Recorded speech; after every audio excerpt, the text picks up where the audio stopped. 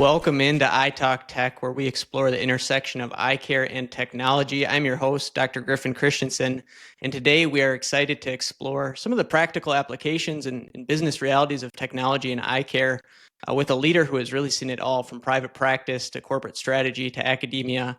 Our guest is Dr. Howard Purcell, President and CEO of the New England College of Optometry. Dr. Purcell, how are you doing today? Doing great, Dr. Christensen. Thank you. I appreciate the opportunity to join you today. Yeah, excited to have this conversation and dive into it. I've read here, that you maybe had a different career path in mind at one point in time, and that of being a drummer. And I'm curious if you could tell us a little bit about, how your career path changed trajectories there. Yeah, it's a pretty big change. I know. You've done your homework. Good job, by the way. I guess we all have our passions and then we have our professions, right? And my story starts back when I was younger, played drums and bands and everything. I was going to be a rock and roll drummer. My dad's an OD. And, our parents are often much smarter than we are and encouraged me to, I could always play my drums, but perhaps, being a professional would be a good idea. Honestly, I wasn't even going to go to college. I grew up in South Florida, Miami Beach. I was working and playing drums on the strip at Miami Beach, making money. That was going to be the path I took, and interesting stories that led to it. But anyway, I eventually decided to follow my father's good advice and pursue the path in optometry, but always have an opportunity to play my drums. I still play. I got my house here in the city. I've got an electronic drum set and got my regular drum set at my house out on the Cape. But it's a fun thing to do. I enjoy it. It's a great release. We all have to have something like that, right? I mean, we all work Sure. hard, do our things. So whatever your release might be, I like to exercise too. But drums are fantastic. And it was a great experience. Honestly, playing with a group of people and trying to make music, you might not think of it this way, but it was a great learning tool for me in terms of being part of a team. And, how do you orchestrate Sure. something in a way where everything fits together and get those right pieces coming together? There's really a lot of similarities, believe it or not. Sure. Yeah, it's crazy to think, but I suppose that's true. You find that an excuse to break out the drums, from every now and again still? Well, right on my desk over there, I've got my drum Yeah. kit. It's pretty constant for me. I'm always fidgeting, doing something. But Awesome. no, I love it. It's I oftentimes will imagine someone's face on the drum skin too, but I probably shouldn't say Yeah, that. it's a good stress release. I get it. And it actually really Uh, is. Like I said, we all have to have that. Griffin, the reality here today is mental health issues are so prevalent everywhere. Our students deal with it more so than I really ever could have imagined. But for all of us, we have to have something that allows us to release a little, to get some of that stress out. And, sure. hopefully everybody finds their thing. For me, it's playing drums, running, getting some exercise, but we all have to have it. Sure. And I know, part of your unique perspective came from having, a career after drumming and kind of the corporate side of things in our field and profession. But in between there, was there a point in time where you were practicing with your father as well there? Yeah, so when I first got out of school, my dad was very kind to help me finance my education. So I spent actually 10 years in the practice. At the beginning was full time in the practice, and then pretty shortly thereafter, an optometry school opened in South Florida.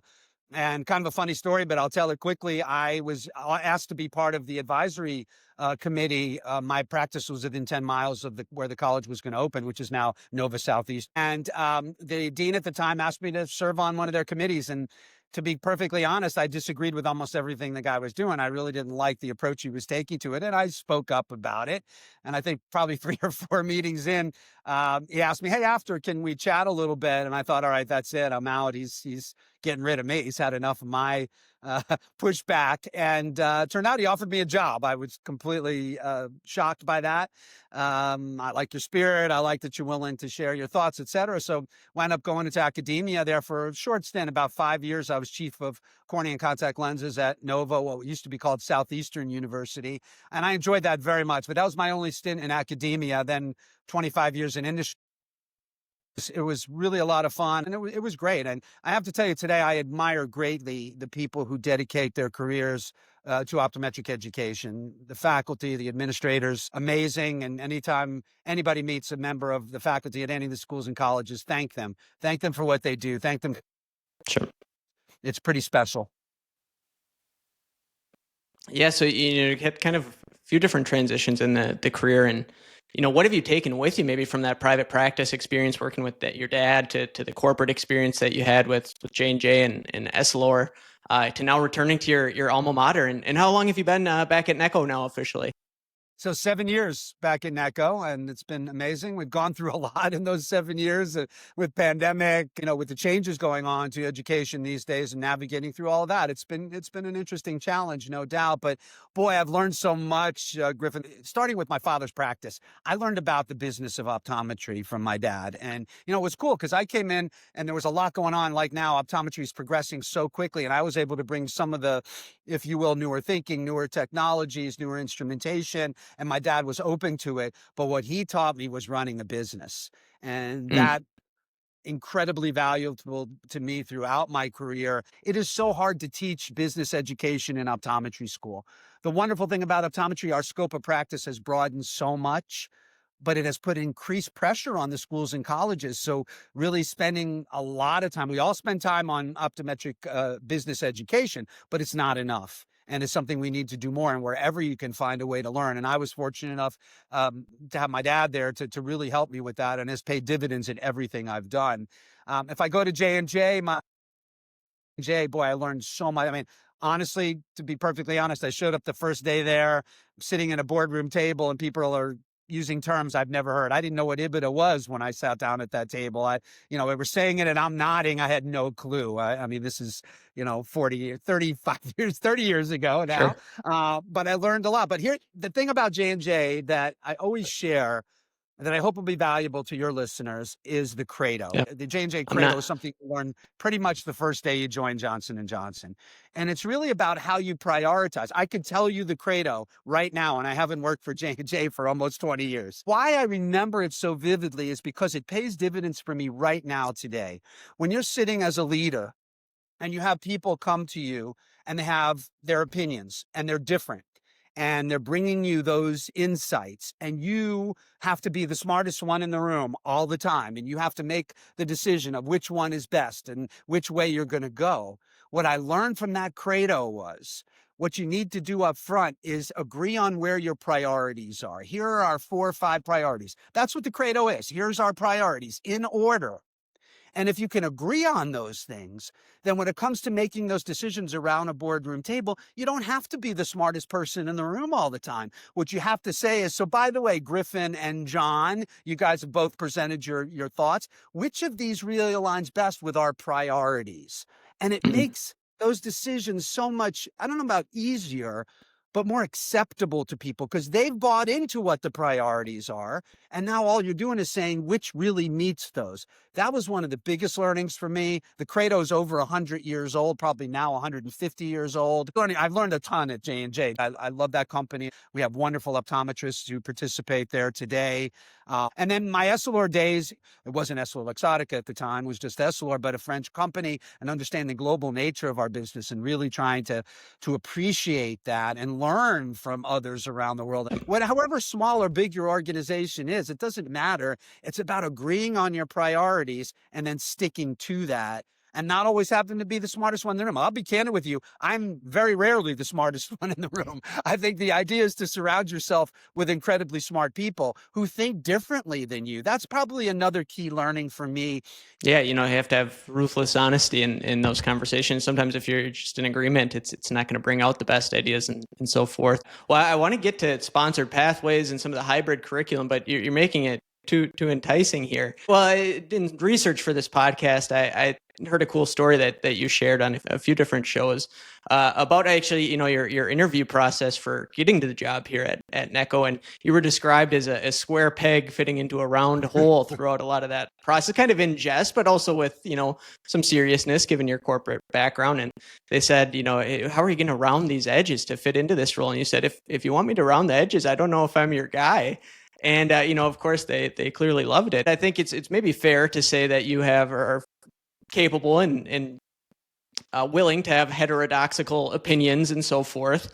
And to that end, I'm curious, looking for to tomorrow's optometrists, tomorrow's students, what is it going to mean to be a student with the rise of artificial intelligence, and having a tutor that you can access online that's as smart as any individual out there. And I'm sure you've given some thought to this in the position you're in, but what do you think that's going to look like? I think it's going to look very different, Griffin, to be completely honest with you. And I've been on record of saying this a few times now. I'll start out by encouraging people to read a book that Joseph Allen wrote. He's the president of Northeastern University here in town. And he wrote a book called Robot Proof.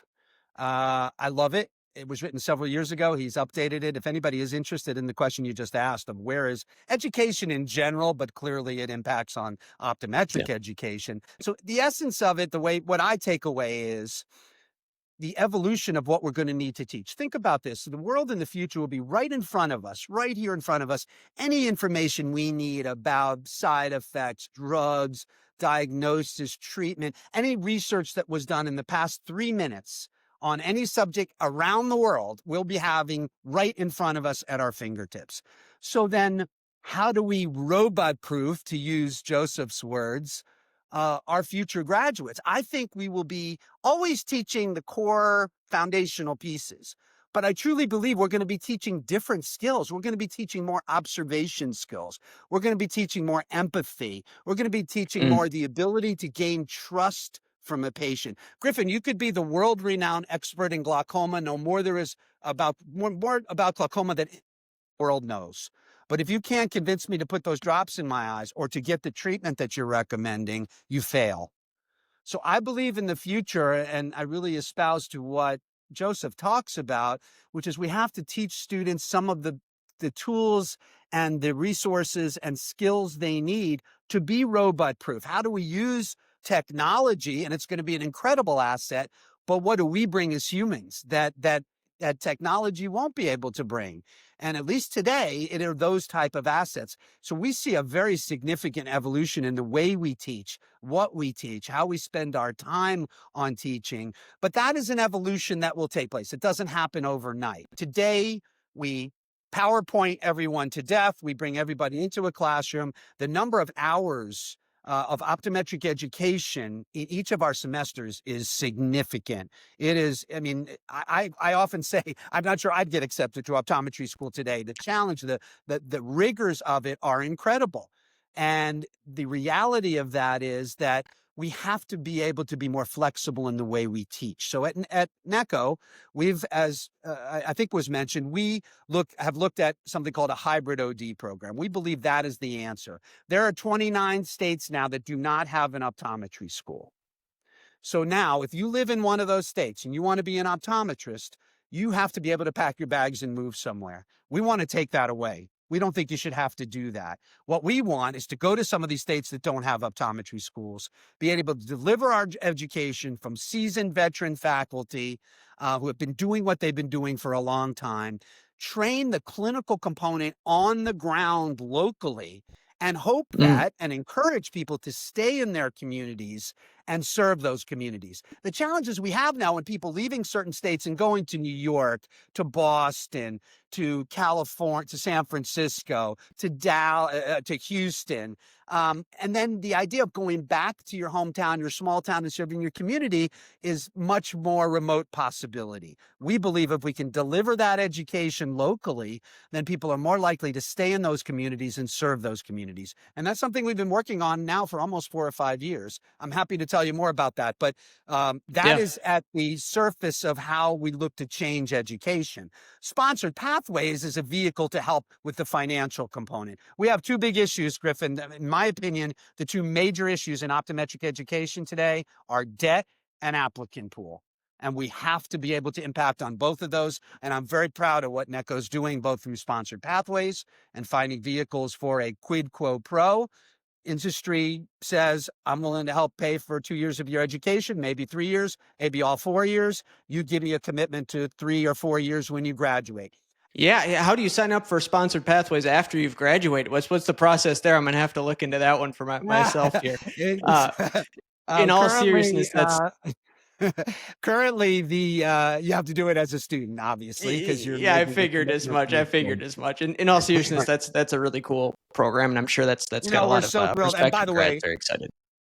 Yeah, agreed. I was just going to say that we are so thankful to our industry partners and some of our other partners who help us to create a program for independent practices so they can participate in this as well. But it's really needed. And then applicant pool, I would just make a plea to the people listening to your show. You all can play a role in applicant pool. When you're sitting in your exam room and you have a young sitting in a chair and they're showing submission, hey, what's that? Or can you show me that again? It's the perfect opportunity to be able to talk about optometry. We even have a program now called Eye Openers, where if you could volunteer to allow students, college students, to join you in your practice for a half a day. It's an ASCO program, the Association of Schools and Colleges of Optometry. Anyone can participate in, and it's a great way if you want to help the situation of applicant pool and continue to bring us wonderfully qualified and diverse students. Sure. Well, I do want to, you gave me a lot of threads to pull on there, but I do want to pull on a couple of the threads as it pertains to the hybrid program. So my wife thinks I'm crazy here. I went back for more school after optometry school. I actually just completed a Master's of Computer Science program through Georgia Tech, and they have this really neat program called OMSCS where they really democratize access, allow more people to go through a program with non-traditional backgrounds and so forth that way. And I can see and visualize the way, having gone through that program myself, how you could do a hybrid-based program or an all-online program and so forth, certainly for something like computer science where it's a lot of coding-based projects. But talk about the logistics of doing the clinical work and the physical implementations of doing a slit lamp exam and training all of that. There's certainly some intricacies there, I imagine. There is. And look, let's just be clear on one thing. The techniques, learning your techniques using technology, this is done live on the ground, but locally. So that's not done online. The didactic portion of the program would be delivered online. The concept here is a hub and spoke model. And let me just give you a little more detail around it because I think it's helpful because people do misinterpret. I've had some kind of nasty calls about what are you trying to do? How you never see a patient and you're going to graduate from optometry school? No. The didactic portion of the program would be delivered through distance education. We would have a hub and spoke, kind of like we have here at the college. You have your main clinic. In our case, it's typically a community health center. And then you have the spokes around it in the community that deliver contact lens, low vision, vision therapy, all of the sub areas. And so students are able to spend time at the hub and at the spokes. So they get all of that experience. We created this in Minneapolis. We had started to build this opportunity. Right now, it's an issue with accreditation. So we've taken a little different approach. We actually launched 2 classes this past fall for our incoming class. You only could do through distance education. And it was, I believe, ocular physiology and VSP, so vision sensory perceptions. And what we wanted to see was same instructor, same material, previous classes all delivered in a classroom. What would happen if we force-fed everybody to do it online? Because one of the questions accreditors have is, well, how can you assure us there's equivalency? We're very confident we can deliver equivalent. Opportunity we had to dig into the data, and it's quite interesting. So we can tease it a little bit here. So the headline is equivalency, but there's a lot more to it than that. When you start to tease out and break out great students, good students, not as good students, you do start to see some interesting findings. And I think what it proves is what we've already known, which is you can't assume everyone learns best the same way.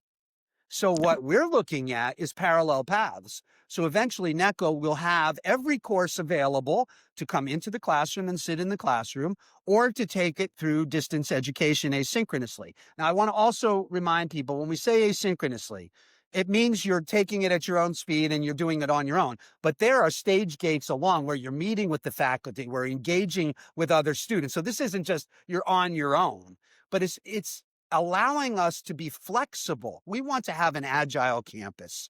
We want to have a campus where you select the way you learn best or what's most convenient for you. And we want to be able to deliver that anywhere in the country. In particular, and our criteria for this launch was to go to states that do not have an optometry school. And candidly, I was surprised to see 29 states don't have an optometry school. That's a big number. And I don't think the answer, candidly, Griffin, is to build optometry schools.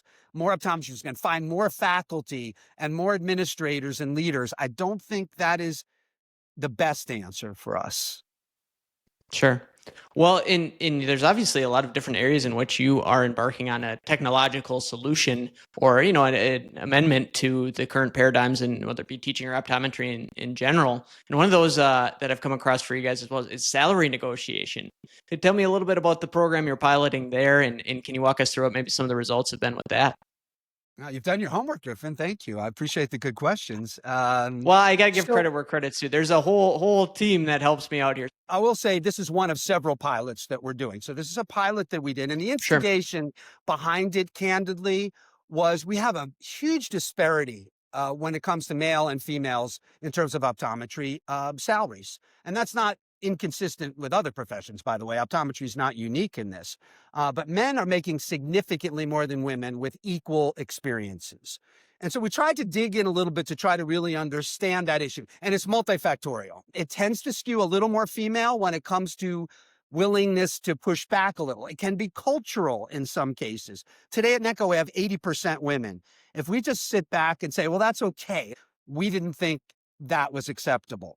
So we looked at several different ways to impact on at least helping people to be more comfortable negotiating. We created and built something. So we brought in 2 instructional designers to the college named Randall Case. He's brought us so much insight into different teaching methods, approach to teaching. He created this interactive artificial intelligence engagement that these students can have. And it walks them through, it gives them feedback, it puts them in scenarios they're literally negotiating, and at the end talks them through different ways.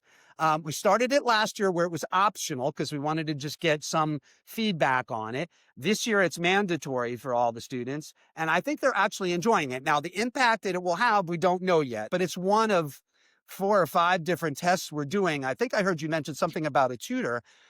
Today in school, you will be able to have an individualized tutor that will engage with you and continue to quiz you and take you back and offer suggestions on chapters. It essentially writes a textbook for you that is specific to where your strengths and weaknesses are. So everyone will have a personalized bot or tutor, whatever Yeah. word we like to give it. Everyone comes to optometry school with different strengths. We're one of only 3 left that are private independent optometry institutions. We don't have the resources to give everybody a tutor, but this allows us to be bigger than we are, if you will, act bigger than we are because we can use tools and technology. Sure. And it's changing everything in academia. I'm just telling you in terms of our clinical environment, which I'm sure many people are aware of where it's impacting us in the clinic, but it's impacting the way we teach, how we teach, techniques we use. Think about this as an instructor today with an online course. I know how many times Griffin came on. I know how long he stayed on. I know how well he did on his quizzes. I know what he read over again, and I can be, as Wow. an instructor, a much better support for him or her in that process because I have so much more data to understand and to know. So the hybrid OD concept is just that. The didactic program is taught online. The clinical component, the patient care is done just like it's done today. Very, very little difference in that. But it enables us to broaden our reach and to fish in new ponds. If we talk about one of the biggest issues is applicant pool, then we better find new ponds to fish. I believe this is an approach that will enable people who never could consider optometry because they couldn't pack up and move to give them those opportunities. And it's coming, whether NECO will crack the code or someone else will, but it's coming. It's, to me, it's the most efficient, best option and enables us to address some of the key issues that we have. And then on the debt side, it's a challenge. I'll give you the quick financials on debt in optometry school. And this is for me, but I think it pertains to almost everybody. Your number one revenue source is tuition. Your number one cost is your faculty. So if you're going to give your faculty a 3-4% raise every year, somewhere in there, I mean, that's not outrageous, but that's minimum of what you're going to have to do. Then you have to raise tuition 3 or 4% a year. I mean, it's really a very simple math problem. The challenge is, how do you disrupt that process? Because it is not sustainable, Griffin. It's just not. I mean, if we continue on this path, in 10 years, it's going to cost $80,000 a year to go to optometry school or something in that range. We have to do something to stop it, but it is not simple because The math is easy to understand. It's just how to impact that. We believe something like sponsored pathways. We believe finding ways, and we can't do it without industry. Industry is incredibly helpful to all of the schools and colleges, and we can't get to the future without them. We created something called the Industry Collaborative about 5 years ago, which is a vehicle to bring the industry and academia together to talk about some of the key issues we have. It has been incredibly productive. Sponsored pathways is one of the outcomes of the Industry Collaborative. And I have to give all the credit to Gary Chu. Dr. Chu has just done an amazing job of putting together the Industry Collaborative to help us talk about and put on the table the key issues. By the way, I want to be clear. The industry doesn't impact curriculum in any way, but the industry and how it can help us is something that we will not be able to achieve the goals we've set for ourselves without. Sure. Well, I would conceptualize, cost is oftentimes being sort of a barrier to the innovation that you're able to incorporate and so forth. But it sounds like, in some ways that cost might actually sort of be an impetus or an encouragement to innovate. How do you look at that dichotomy? No, I think you're right. I think you're 100% right. Look, today NECO is at a position where it can invest. Our faculty have worked hard to make sure the college is in a good position. Our endowment is very healthy for a private independent institution. So that's the time you should be testing and experimenting, not when you're in crisis mode. It is costly. And Griffin, probably one of the biggest challenges is determining what not to do. Every day, someone is contacting me about this great new device, this great new tool, this great new resource that we can use that's going to make everybody's life easier. The biggest challenge has become sifting through all of that. And I'm sure clinicians are in the same boat, sifting through all of these amazing opportunities and technologies and finding the right ones and the ones that are going to match up well with what your needs are. And I think for me, that's been one of the biggest challenges. And I have found, by the way, one of the key learnings in that area is try to partner with people who've been around a while. We all think AI is so new in many ways, but there's been many companies who have been working in this in the Boston area here to have many of them around me.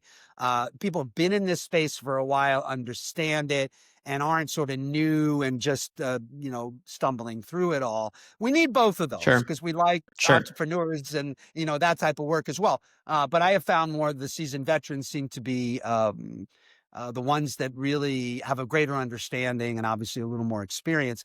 And bringing in expertise in-house is critical. Our instructional designers work with our faculty every day and trying to help them to present and provide better ways of communicating and teaching so our students can learn better. But there's a lot going on in that space right now, and figuring out what's right for you and your institution is very individual, and each group has to decide. But if you're not paying attention to that right now, I think you're going to have, what is it? How's the saying go? That it's not AI we should worry about. It's the people who are going to be able to figure out how to use AI are the ones that we should worry about. And, optometry, I think, is in a really good position. We tend to sometimes be nervous about new technologies and things like that, but I believe optometry is in a really good position to take full advantage of what AI and all the surrounding. I mean, think about it. It's not just AI, right? It's virtual reality. It's 3D telehealth, these things, and then put this all together. We have some great work being done right here in our community in Boston where we're trying to do that, put all those things together, and the power that that can bring and the resource and opportunities that that can bring are immense. Well, and you've had some experience, of course, kind of separating the wheat from the chaff and exploring, what's going to have some staying power.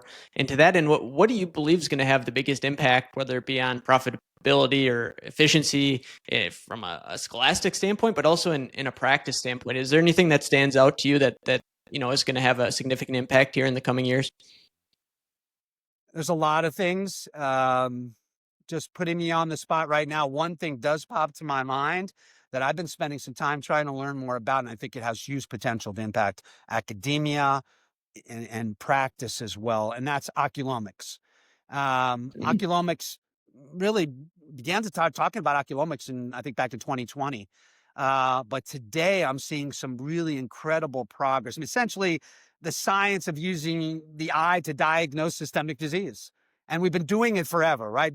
We talk about diabetes and hypertension and how optometrists are often on the front line of that and very early in their ability to diagnose diabetes and hypertension. But think about the critical bodily systems represented in the eyes, right? You have the nervous system, the vascular system, the immune system, the Yep. metabolic system. We're going to be able to utilize and by the way, with AI and imaging technologies today and the Yep. advancements that have been made there, the eye will be that resource, that vehicle by which we will be able to make diagnoses that go so far beyond what we're doing today. And this today falls under this category of oculomics, like genomics, but only using the eye. This is something incredibly intriguing to me. I'm trying to learn as much as I can about it. I think it represents a huge opportunity for this profession to be that primary, continue to be that primary eye care provider. And we've always said the eyes being the window to things, right? It is, but it goes beyond diabetes and hypertension. And I know we're learning more and more every day about the opportunity. So for me, I would encourage your listeners to learn more about oculomics, to look into it. If there's lectures being given, to try to participate in that. I think it holds the potential to put optometry, to continue to put optometry in a leadership role when it comes to primary care, secondary care in general, not just ocular, but systemic as well. It's pretty interesting stuff. Absolutely. We've got some ambition to having Isan from Toku on our podcast at some point in time. And so might have to do a whole episode on that topic. It's certainly a fascinating one. I totally agree. Well, really Dr. is. Purcell, you've been very generous with your time. We really appreciate the heck out of it, and sharing your insights in every angle across the industry here. Sure. So we change people's lives every single day. We can make a good living. We can have a good work-life balance if that's what we choose. I mean, is there a better profession than optometry? And there's so many different paths you can go with it. I think one of the things that we maybe take for granted is how important it is just providing clear vision. Think about the miracle that is, and you get used to doing refractions, whatever the case is. But I get a great joy when we get to even provide something that seems simple to us, but I think it can be really powerful.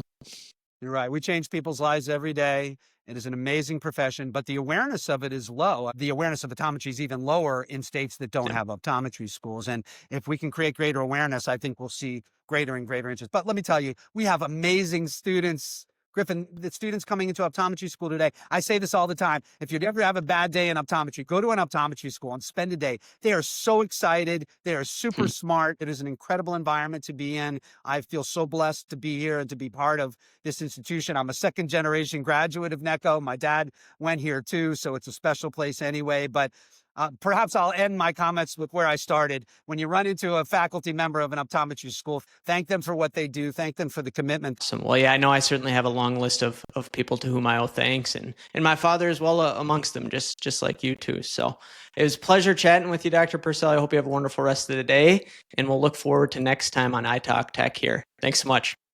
Thank you, Dr. Christenson.